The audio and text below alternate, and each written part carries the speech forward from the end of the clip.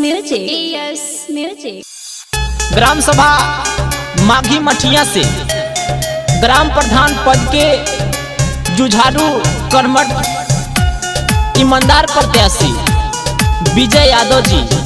ए भैया, अब की बार विजय यादव जी के भुलाए के नहीं खे, भारी से भारी मतों से विजयी बनावे के बा।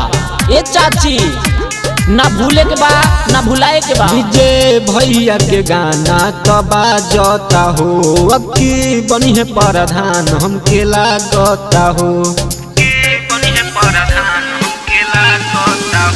विजय भैया के गाना तबा जाता हो, अब की बनी है प्रधान हमके लागता हो।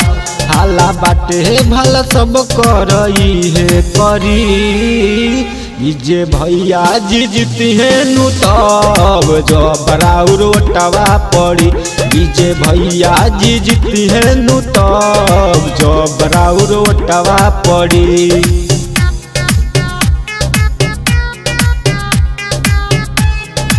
लाख दलदल ही सही, लाख दलदल ही सही, पैर जमाए रखना, हाथ खाली ही सही उठाए रखना।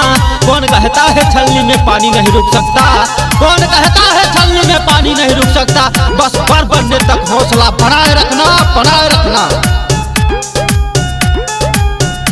विजय भैया के तने दुलार बा, अब सब जनता से प्यार बा।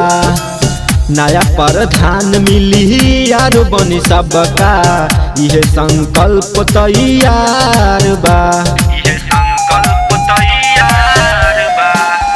विजय भैया के तने दुलार बा, आप सब जनता से प्यार बा। नया प्रधान मिली यार बनी सबका, यह संकल्प तैयार बा। जवन कमवा रुकल बाटे इहे करी, विजय भैया जी जीती है नु तब जब राउर ओटवा पड़ी। विजय भैया जी जीती है नु तब जब राउर ओटवा पड़ी।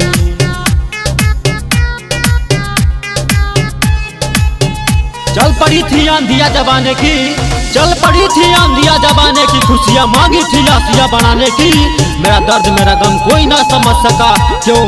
क्योंकि मेरी आदत थी हमेशा मुस्कुराने की, मुस्कुराने की।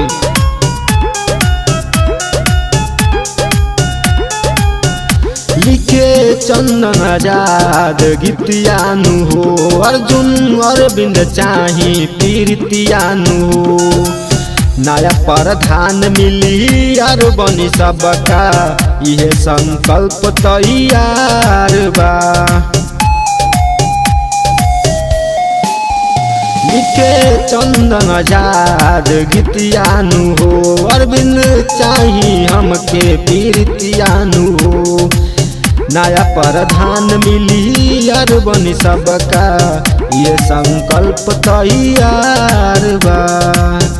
जवन कमवा रुकल बाटे इहे करी, विजय भैया जी जीती है नु तब जब राउर ओटवा पड़ी। विजय भैया जी जीती है नु तब जब राउर ओटवा पड़ी।